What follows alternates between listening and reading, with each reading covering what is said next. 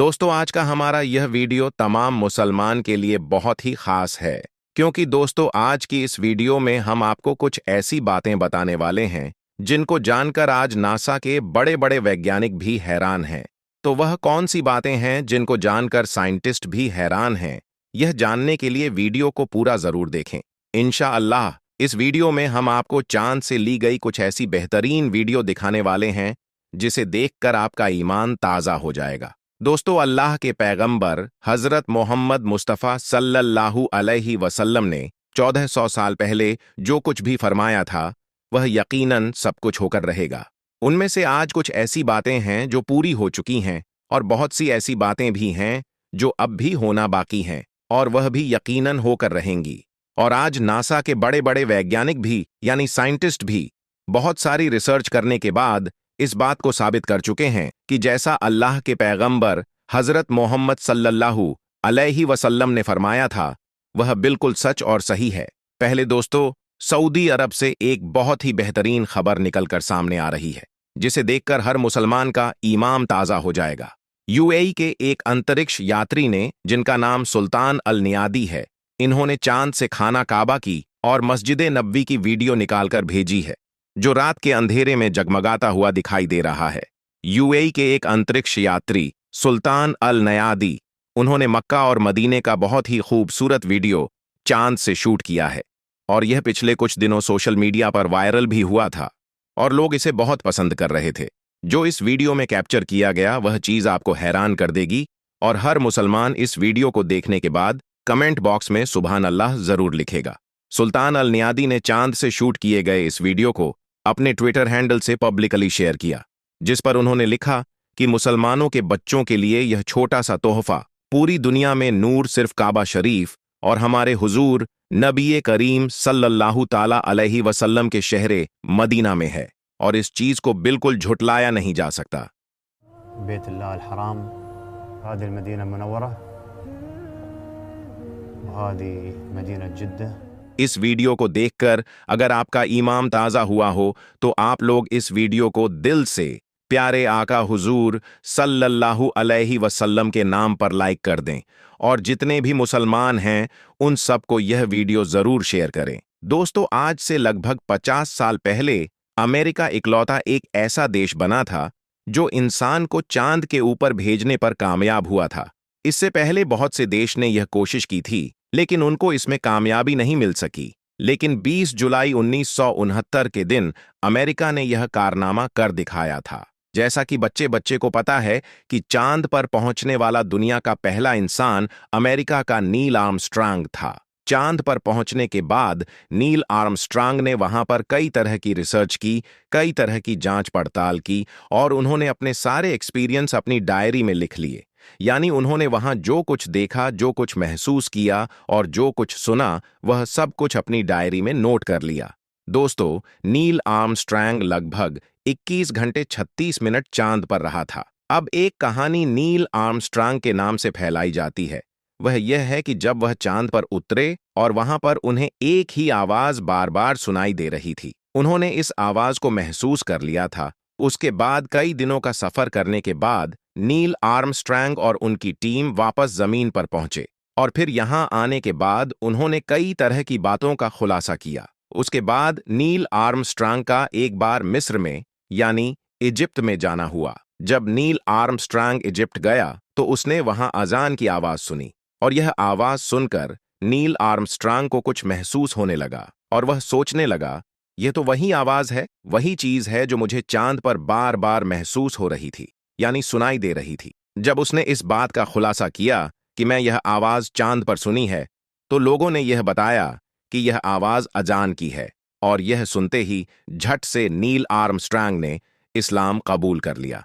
प्यारे दोस्तों, यह बात सुनकर आप लोगों को भी थोड़ा सा डाउट हुआ होगा कि ऐसा कैसे हो सकता है। तो जब इसकी सच्चाई हमने तलाश की तो हमें यह पता चला कि ऐसा किस्सा बिल्कुल भी नील आर्मस्ट्रांग के साथ नहीं हुआ है। ये बिल्कुल अफवाह फैलाई गई थी। नील आर्मस्ट्रांग ने चांद पर ऐसी कोई आवाज नहीं सुनी थी, बल्कि नील आर्मस्ट्रांग और उनके एक साथी जिनका नाम एडविन ओनेल ड्रीम था।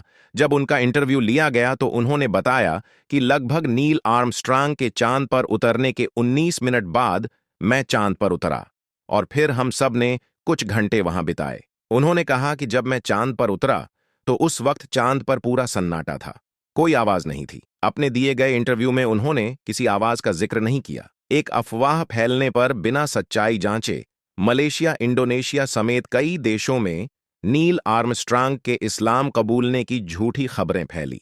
अफवाह फैलने पर आर्मस्ट्रांग ने Asian research centre international Christian fellowship के डायरेक्टर को खत लिखकर सफाई दी थी, जिसमें उन्होंने साफ तौर पर लिखा था कि इस्लाम को कबूल करने और चांद पर आवाज सुनाई देने की बात झूठी है। प्यारे दोस्तों, बात अगर अजान की आई ही है तो अजान के बारे में कुछ इंटरेस्टिंग बातें जान लेते हैं।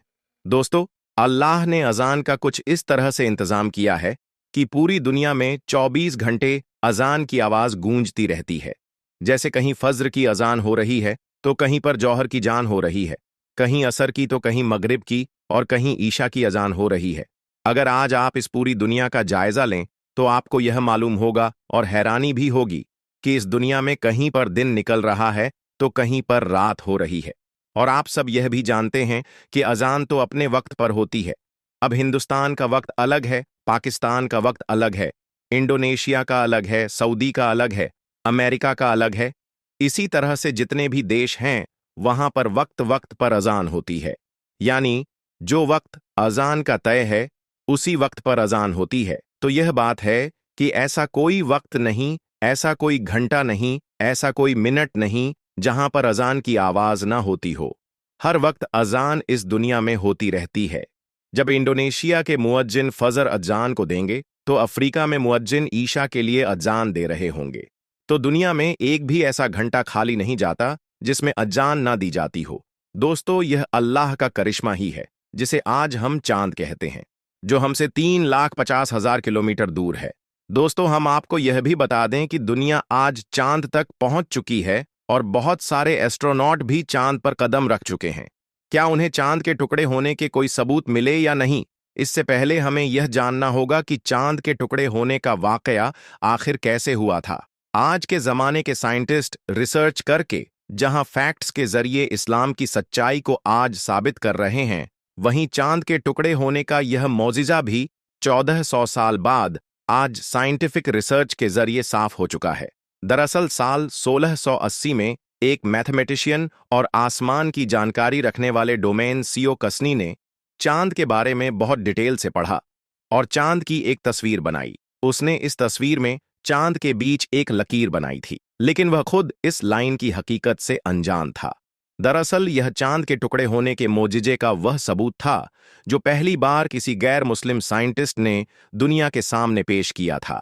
इसके 200 सालों बाद नासा ने चांद की तस्वीर जारी की और डोमिनास कसनी की तस्वीर, नई तस्वीर को मिलाकर देखा गया तो दोनों में यह लकीर एक जैसी पाई गई।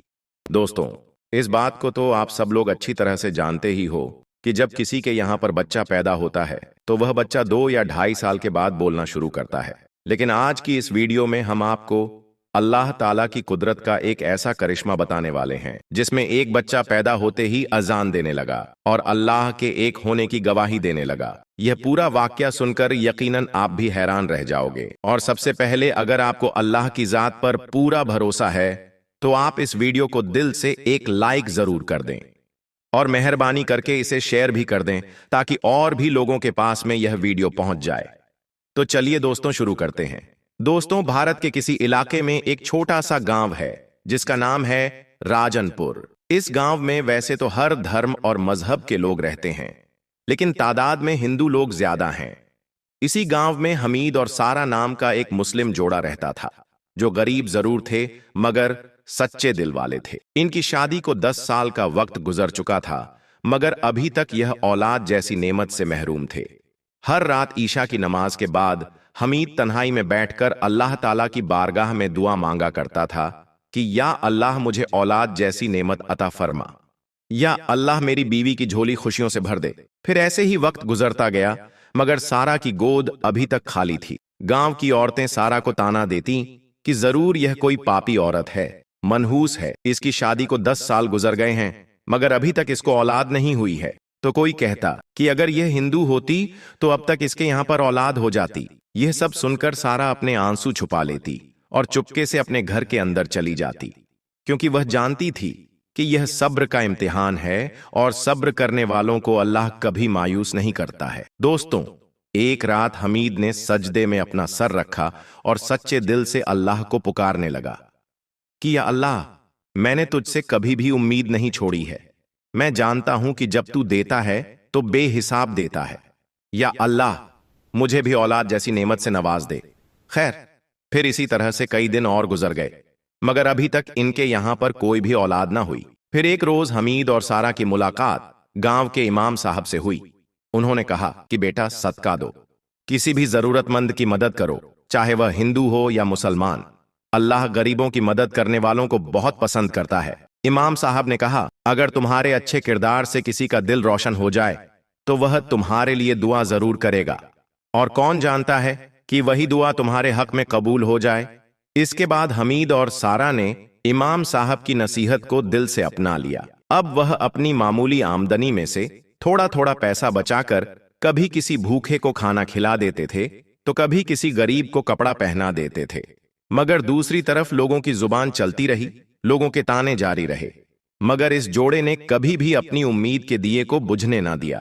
दोस्तों, फिर एक रात अचानक से सारा की तबीयत बिगड़ गई। यह देखकर हमीद बहुत घबरा गया और फौरन ही वह सारा को एक करीबी हॉस्पिटल में ले गया, जहां पर डॉक्टरों ने सारा की कई तरह की जांचें की। रिपोर्ट देखकर डॉक्टरों ने कहा, मुबारक हो, आपकी बीवी उम्मीद से है, यानी कि प्रेग्नेंट है। यह सुनकर हमीद खुशी से उछल पड़ा। हमीद की आंखों में खुशी और सजदाए शुक्र एक साथ उतर आए। यह सुनकर सारा की आंखें भी आंसुओं से भीग गई और वह भी दिल ही दिल में अल्लाह का शुक्र अदा करने लगी। इसके बाद सारा और हमीद खुशी खुशी अपने घर लौटे और घर आकर अपने आस पड़ोस के लोगों को यह खुशखबरी सुनाई।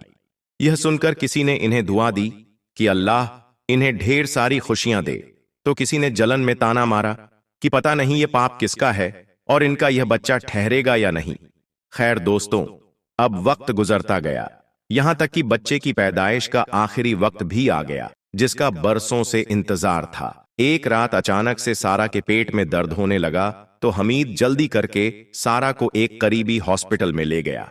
हॉस्पिटल में जाते ही सारा को भर्ती कर लिया गया। अब हमीद बाहर बैठा हुआ तस्बीह के दाने घुमा रहा था और दिल ही दिल में अल्लाह से एक ही दुआ कर रहा था, या अल्लाह, मेरी बीवी और बच्चे की हिफाजत फरमा। फिर डॉक्टरों ने देखा कि बच्चा उल्टी पोजीशन में है, इसलिए नॉर्मल डिलीवरी नहीं हो सकती है। इसके बाद फौरन ही सारा का ऑपरेशन किया जाने लगा। अब इधर बाहर बैठा हुआ हमीद दिल ही दिल में अल्लाह से दुआ कर रहा था। इतने में अचानक से हमीद ने एक बच्चे की रोने की आवाज में अजान को सुनी। यह सुनकर हमीद हैरान रह गया। फिर करीब 1 घंटे बाद एक नर्स बाहर आई। उसके चेहरे पर हैरानी थी। उसने आकर कहा कि आप अंदर आ जाइए, मगर शोर ना करें। हमीद ने जल्दी से अपने कदम आगे बढ़ाए। अंदर जाकर देखा कि सारा बेहोशी की हालत में है और एक डॉक्टर की गोद में एक नन्हा सा बच्चा है, जिसकी आवाज कुछ अलग तरह की थी। उसके मासूम होठों से वह आवाज निकल रही थी जो किसी और बच्चों की तरह ना थी। वो नन्हा बच्चा रो रहा था, मगर उसके रोने की आवाज में अजान की आवाज बाहर निकल रही थी। यह देखकर सारे डॉक्टर और नर्स भी हैरानी से उस बच्चे की तरफ देख रहे थे। इसके बाद डॉक्टर ने बच्चे को हमीद की तरफ बढ़ाते हुए कहा, मुबारक हो, आपका बच्चा मुकम्मल तौर पर सेहतमंद है, मगर इसकी आवाज हैरान करने वाली है। हमीद के हाथ कांप रहे थे। उसने फौरन ही अपने बच्चे को उठाया। उसे ऐसा लग रहा था जैसे उसने कोई इलाही अमानत थाम ली हो। फिर हमीद ने अपने दिल ही दिल में सजदाए शुक्र अदा किया और अपने बच्चे को सीने से लगा लिया। दूसरी तरफ सारे डॉक्टर और नर्स उस बच्चे को हैरानी से देख रहे थे और बातें कर रहे थे कि यह इनका कोई जादू तो नहीं है, कहीं इनकी यह कोई चाल तो नहीं है। मगर सच तो यह था कि यह बच्चा कुदरत का एक करिश्मा था। खैर, फिर थोड़ी देर के बाद बच्चे की आवाज धीरे धीरे थम गई। फिर जब सारा को होश आया तो उसने पूछा कि मेरा बच्चा कहाँ है। हमीद ने फौरन ही बच्चे को उसे दे दिया और कहा कि तुम्हारा यह बच्चा कुछ अजीब तरह से रोया है। इसके रोने की आवाज में अजान की आवाज बाहर आ रही है। यह सुनकर सारा की आंखें आंसुओं से तर हो गईं। फिर उसने फौरन ही अपने बच्चे को सीने से लगा लिया और कहा कि या अल्लाह, तेरा शुक्र है, तूने मुझे इस काबिल समझा। ये जो कुछ भी है यह सब तेरा करम है। दोस्तों, अब जैसे ही यह खबर बाहर निकली कि फलां हॉस्पिटल में एक अजीब बच्चा पैदा हुआ है जो पैदा होते ही अजान दे रहा है, तो यह सुनकर गांव के सारे लोग, जिनमें हिंदू भी थे और मुसलमान भी थे, वह सब भी हॉस्पिटल में पहुंच गए। हिंदुओं में शक था, वह कह रहे थे कि यह कोई जादू है, जबकि मुसलमानों को अपने अल्लाह पर पूरा भरोसा था। वह कह रहे थे कि अल्लाह की जात बहुत बड़ी है, अल्लाह चाहे तो कुछ भी हो सकता है। खैर, फिर 2 दिन के बाद इनको हॉस्पिटल से छुट्टी दे दी गई। अब हमीद और सारा जैसे ही अपने घर पहुंचे तो यह बात हर तरफ फैल गई कि हमीद के घर पर एक करामाती बच्चा पैदा हुआ है जो पैदा होते ही अजान देने लगा है। यह सुनकर कुछ लोग इन्हें मुबारकबाद देने के लिए आए तो कुछ लोग सिर्फ इस करामाती बच्चे को देखने के लिए आने लगे। और यही नहीं, गांव के कुछ बुजुर्ग भी इस बच्चे को देखने के लिए हमीद के घर आए। उनमें से किसी ने इस बच्चे को भगवान का चमत्कार कहा तो किसी ने अल्लाह का अनमोल तोहफा कहा। मगर इनके बीच में एक ऐसा हिंदू शख्स भी था जिसको यह सब ढोंग लग रहा था। वह जगह जगह पर कहने लगा कि यह सब एक ड्रामा है, हमीद यह सब शोहरत पाने के लिए कर रहा है। मगर फिर जब वह खुद हुसैन को देखने के लिए आया तो उनकी आंखों के सामने एक मासूम बच्चा था जो अपनी मां की गोद में खामोशी से सोया हुआ था। ना ही कोई आवाज थी और ना ही कोई चमक थी। वो हिंदू शख्स अपने तंज भरे लहजे में कहने लगा, बस यही है तुम्हारी करामात? और वह मुस्कुराता हुआ चलने लगा। इतने में उस बच्चे ने रोना शुरू कर दिया। उसके रोने की आवाज में अजान की मधुर आवाज गूंजने लगी। यह सुनकर वो हिंदू शख्स हैरान रह गया और फौरन ही घर से निकल गया। दोस्तों, फिर कुछ दिनों के बाद गांव के इमाम साहब ने मस्जिद से ऐलान किया कि इस करामाती बच्चे का अकीका किया जाएगा। लिहाजा गांव के तमाम लोगों को दावत दी गई। फिर जब अकीके का दिन आया तो नजारा वाकई काबिले तारीफ था। मस्जिद के आंगन में मुसलमानों के साथ साथ गांव के बहुत सारे हिंदू भी तशरीफ लाए। अब एक तरफ बकरे का गोश्त पक रहा था तो दूसरी तरफ सब्जी और दालें पक रही थीं, ताकि जो मेहमान गोश्त ना खाते हों वह भी खुद को मेहमान महसूस कर सकें। फिर सबने खाना खाया और बच्चे को दुआएं दी। अब हर शख्स उस बच्चे को देखना चाहता था, उसे महसूस करना चाहता था कि तभी अचानक से हुसैन ने एक बार फिर से अपनी जुबान से अजान की आवाज को निकालना शुरू कर दिया। यह सुनकर पूरी महफिल खामोश हो गई। इमाम साहब की आंखें छलक पड़ीं। उन्होंने अपने हाथ उठाए और दुआ की, या अल्लाह, इस बच्चे को 2 मजहबों के दरमियान मोहब्बत का पुल बना दे। फिर वक्त गुजरता गया। अब हुसैन बढ़ने लगा था। उसकी नूरानी आंखें, चेहरे पर सुकून और आवाज में अजीब सी गूंज। और यही नहीं, उसकी निगाहों में रूहानियत साफ छलकती थी। यह देखकर अब तो गांव के बहुत सारे हिंदू भी उसकी तरफ खींचे चले आते थे। कोई कहता कि यह मुसलमानों की तरफ से कोई इलाही करिश्मा है, तो कोई कहता कि नहीं, यह इनका कोई जादू है। मगर मुसलमानों का कहना था कि यह तो सिर्फ अल्लाह पाक की एक निशानी है। मगर इसके साथ ही आसपास के बहुत सारे मौलवी भी इस बच्चे को देखकर परेशान होने लगे। वह सोचने लगे कि कहीं लोग इस बच्चे को मुकद्दस ना समझने लगे, कहीं यह बात इनके लिए शिर्क न बन जाए। इसलिए वह हर जुमे के खुतबे में तकरीर करने लगे कि ऐ लोगों, याद रखो, सजदा सिर्फ अल्लाह के लिए है, इंसान को पूजना हराम है। खैर, फिर धीरे धीरे अब गांव का माहौल बदलने लगा था और हुसैन अब 3 साल का हो गया था। अब जहां पर एक तरफ लोग इस बच्चे को खुदा का करिश्मा मानकर इसे इज्जत देने लगे थे, वहीं पर कुछ लोग ऐसे भी थे जो हसद और जलन से भरे हुए थे। वह इसे ढोंग कहने लगे। उन्हीं में से एक शख्स था अरविंद। वह हर तरफ अफवाह फैला रहा था कि यह कोई करामात नहीं है, यह इनका एक ढोंग है। बस इस तरह से उसने कुछ लोगों को उकसाया और अपने साथ कर लिया और हमीद के घर पर हमला करने की योजना बना डाली। मगर फिर जब वह लोग हमीद के घर के करीब पहुंचे, तभी हुसैन की आवाज उनके कानों में गूंजने लगी, जैसे कोई कसीदा या नज्म पढ़ी जा रही हो। लफ्ज तो साफ नहीं थे, मगर उसमें एक रूहानी सुकून था। अब वह लोग जो गुस्से से भरकर आए थे, वह बेबस होकर खामोशी से वापस लौट गए, जैसे किसी ने इनके दिलों को छू लिया हो। मगर फिर एक रोज ऐसा हुआ कि हुसैन अचानक से बीमार हो गया। फौरन ही उसे हॉस्पिटल ले जाया गया।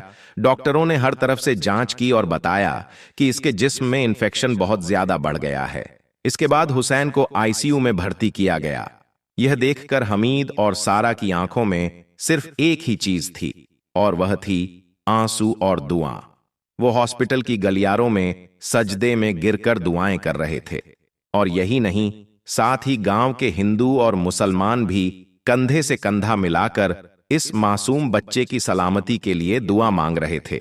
दोस्तों, फिर एक रात हुसैन की सांसें उखड़ने लगी। उसने एक बार धीरे से आंखें खोली और नरम होठों से कलमा पढ़ा, ला इलाहा इल्लल्लाह मोहम्मदुर रसूलल्लाह। और फिर पूरे हॉस्पिटल में सन्नाटा छा गया। पूरा हॉस्पिटल गहरे सदमे में डूब गया। नर्स की आंखें नम हो गईं, सारा बेहोश हो गई। फिर जब यह खबर गांव में पहुंची तो हर दिल पर मातम छा गया। हुसैन की नमाज़े जनाजा मस्जिद में अदा की गई। हिंदू और मुसलमान दोनों उसमें शामिल हुए। लोगों ने देखा कि एक छोटा सा जनाजा मस्जिद के आंगन में रखा हुआ है। इसके बाद इमाम साहब ने रोते हुए दुआ की और फिर हुसैन को सुपुर्द खाक कर दिया गया। सारा टूट चुकी थी। हमीद भी एक साया बन चुका था, मगर साथ ही दिल में एक तसल्ली भी थी कि उनका यह बेटा अपनी छोटी सी उम्र में एक बड़ी मिसाल बनकर गया है। फिर कुछ दिनों के बाद गांव के लोगों ने मशवरा किया कि हुसैन की याद में एक मस्जिद बनाई जाए। फिर चंद महीनों में एक मस्जिद बनकर तैयार हो गई। संगमरमर की तख्ती दरवाजे पर लगाई गई, जिस पर लिखा गया हुसैनी मस्जिद।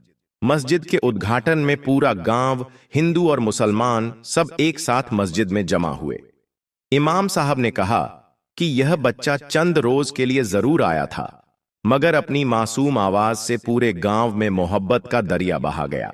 दोस्तों, अब हम आपको बताते हैं कि जब एक शख्स ने अजान देने वाले यानी मुअज्जिन को थप्पड़ मारा तो उस पर कौन सा अजाब नाजिल हुआ।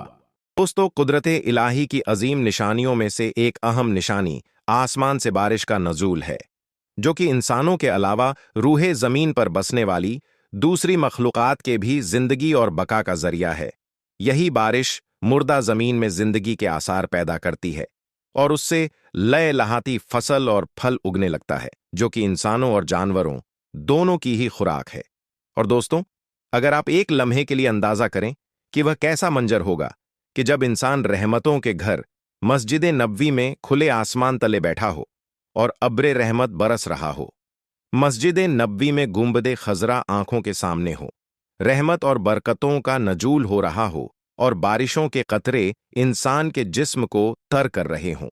दोस्तों, हर किस्म के अनाज और गल्ले की पैदावार इसी बारिश के मरहूमे मिन्नत है।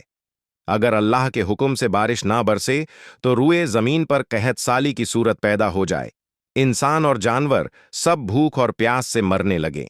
दोस्तों, मस्जिद नबवी और मदीना में होने वाली हालिया बारिशों के मंजर आपके साथ शेयर करने से पहले आपको यह बताते चलें कि कुरान करीम में अल्लाह ताला ने जगह जगह अपने नेमतों और रहमतों के नजूल का जिक्र करते हुए फरमाया कि अल्लाह के बंदे कुदरत की इन निशानियों पर गौर करके अल्लाह की मारिफत हासिल कर सकते हैं। कुदरत की जानिब से अबरे रहमत की जो सबसे खूबसूरत शक्ल है उसे बारिश कहा जाता है। लेकिन हालिया कुछ अरसे में पूरी दुनिया में बारिशें गुज़िस्ता सालों की निस्बत बहुत ज्यादा हुई हैं। यही वजह है कि यह बारिशें अब रहमत से ज्यादा जहमत बनती हुई मालूम होती है। दोस्तों, इस साल रहमतों के शहर मदीना मुनव्वरा में भी बादल जमकर बरसे हैं। मस्जिद नबवी और मदीना मुनव्वरा के अंदर इन बारिशों ने जल थल एक कर दिया। बारिश इस कदर ज्यादा हुई कि कई कई फुट पानी खड़ा हो गया और यह बारिश जो रहमत थी, यह जहमत बनकर सामने आ गई। अब दोस्तों, मदीना के आसपास खड़ा पानी भी इस कदर ज्यादा था कि यह मुंबई का मंजर पेश करने लगा। मुंबई की निस्बत सऊदी अरब के हुकूमत और मदीना मुनव्वरा के इंतजामिया और मस्जिद नबवी के इंतजामिया इस हवाले से काफी मुतहर्रिक रहती हैं कि शहर मदीना और बिलखसूस मस्जिद नबवी में मुसलमानों का एक ज़म्मे गफील हर वक्त मौजूद होता है। तो ऐसे में बारिश और खड़ा पानी नमाजियों और आज़मीन के लिए बहुत सी मुश्किलात की वजह बन सकता है। लेकिन इस बारिश ने इस कदर ज्यादा मुश्किलात पैदा की कि हर जगह पानी खड़ा था। न नमाजी नमाज के लिए आ सकते थे, और यहाँ तक कि जो आज़मीन थे उन्हें भी बारिश से बचने के लिए किसी छत की तलाश रही। दोस्तों, सऊदी अरब के शहर मदीना मुनव्वरा में मस्जिद नबी के अंदर आने जाने वाले किसी एक भारतीय या पाकिस्तानी मुसलमान ने सोशल मीडिया पर एक वीडियो मस्जिद नबी के अंदर से बनाकर अपलोड की है, जिसमें देखा जा सकता है कि मस्जिद नबी के सहन में बारिश जमकर बरस रही है, और हैरान कुन तौर पर एक आदमी इस कदर तेज बरसती बारिश में भी सहने नबी में मौजूद है और अपने रब से दुआ मांग रहा है। मुमकिन है कि वह शख्स अर्ज कर रहा हो कि ऐ मेरे रब, इस बारिश को मुसलमानों के लिए रहमत वाली बारिश बना दे, हम पर नफे वाली बारिश बरसा, जैसा कि तेरे महबूब नबी रहमत सल्लल्लाहु अलैहि वसल्लम दुआ मांगा करते थे। बारिश के हवाले से दोस्तों, नबी करीम सल्लल्लाहु अलैहि वसल्लम क्या दुआ मांगा करते थे और तूफानी बारिशों से बचने का नबवी नुस्खा क्या है, यह भी आपके साथ आज हम शेयर करते हैं। दोस्तों, हमारी माँ अम्मा आयशा सिद्दीका रज़ियल्लाहु ताला अन्हा से रिवायत है कि नबी करीम सल्लल्लाहु अलैहि वसल्लम जब भी बारिश होती देखते तो फरमाते कि अल्लाहुम्मा सयबन नाफिया, या अल्लाह हम पर नफे वाली बारिश नाजिल फरमा। और इसी तरह से दोस्तों, जब बारिश तेज हो जाती तो अल्लाह के प्यारे नबी सल्लल्लाहु अलैहि वसल्लम दुआ करते कि ए अल्लाह, इस बारिश को टीलों पर बरसा और पहाड़ों पर बरसा और पहाड़ों की चोटियों पर ले जा, और इसे नदी नालों पर बरसा और दरख्तों के उगने की जगह पर नाजिल फरमा। दोस्तों, इसी तरह सहाबिये रसूल सल्लल्लाहु अलैहि वसल्लम हजरत अबू हुरैरा रज़ियल्लाहु ताला अन्हु फरमाते हैं, हम रसूल खुदा सल्लल्लाहु अलैहि वसल्लम के साथ तशरीफ ले जा रहे थे तो आप सल्लल्लाहु अलैहि वसल्लम ने बारिश के आसार देखे, और जब बारिश बरसना शुरू हुई तो नबी रहमत सल्लल्लाहु अलैहि वसल्लम ने अपने बदन मुबारक से कमीज उतार दी और बदन पर बरकत को हासिल करने लगे। अल्लाह के प्यारे हबीब ने फरमाया कि अल्लाह ने अपना वादा पूरा कर दिया, यानी हमारी दुआ को कबूल करके बारिश बरसा दी, और फिर फरमाया कि हमने भी अपना वादा पूरा किया और इस बारिश से बरकत को हासिल कर लिया। दोस्तों, बारिश के मुताल्लिक कुरान करीम में अल्लाह रब्बुल आलमीन का इरशाद है कि वह अल्लाह ही है जो लोगों के ना उम्मीद हो जाने के बाद बारिश बरसाता है और अपनी रहमत फैला देता है। वही कारसाज और काबिले तारीफ है। दोस्तों, बारिश का पानी शिफा वाला पानी है। जिस तरह पहले आपके सामने जिक्र किया गया कि बारिश के पानी से इलाज भी मुमकिन है, आपको बताते चलें कि यह किसी तालाब का पानी नहीं, न यह किसी नाले और नदी का खड़ा पानी है कि जिसमें बदबू पैदा हो जाए, बल्कि यह पानी समुद्रों से बुखारात बनकर और बर्फानी पहाड़ों पर से बुखारात की सूरत में ऊपर की तरफ उठता है और फिर बादलों की सूरत इख्तियार कर लेता है। यह बादल अल्लाह के हुक्म से बरसते हैं और इनका पानी काबिल शिफा और पाक है। दोस्तों, इब्न जौजी रहमतुल्लाह अलैह फरमाते हैं कि वह पानी जो बारिश का पानी हो वह पाक है, क्योंकि इस पानी से तालाब के पानी की तरह कीड़े मकोड़े और मक्खियां नहीं निकलती हैं, और ना ही जानवर इस बारिश के पानी को पीते हैं। हजरत इब्ने मालिक रजी अल्लाहु ताला अन्हु बीमार हुए तो साथियों ने कहा कि आपका हम इलाज कर देते हैं, तो आपने फरमाया कि बारिश का पानी ले आओ, और जब बारिश का पानी लाया गया तो वह उस पानी को पी लेते हैं, और फिर फरमाते हैं कि अल्लाह ने कुरान करीम में बताया कि हमने आसमान से पाक पानी नाजिल फरमाया है, लिहाजा बारिश का पानी पाक है और शिफा याब भी है। फिर इसी तरह से आपने फरमाया कि शहद लाओ, फिर शहद लाया गया, और फिर फरमाया कि जैतून का तेल लाओ। जब शहद और जैतून का तेल लाया गया तो आपने फरमाया कि शहद और जैतून भी अल्लाह के हुक्म से शिफायाब है। दोस्तों, कहा जाता है कि पहले के जमाने में लोग अपने घरों की छतों पर बारिशों के मौसम में साफ सुथरा माहौल रखते थे। छत की एक जानिब एक बड़ा पाइप लगा दिया जाता था और इस पाइप के दूसरे सिरे पर एक हौज बना दिया जाता था। जब बारिश होती तो पानी इस हौज में जमा हो जाता और फिर घर के लोग इसी बारिश के पानी से वजू करते, अपने बर्तन धोकर पाक करते, यहां तक कि पीने के लिए भी इसी पानी को इस्तेमाल करते और इससे शिफायाब होते।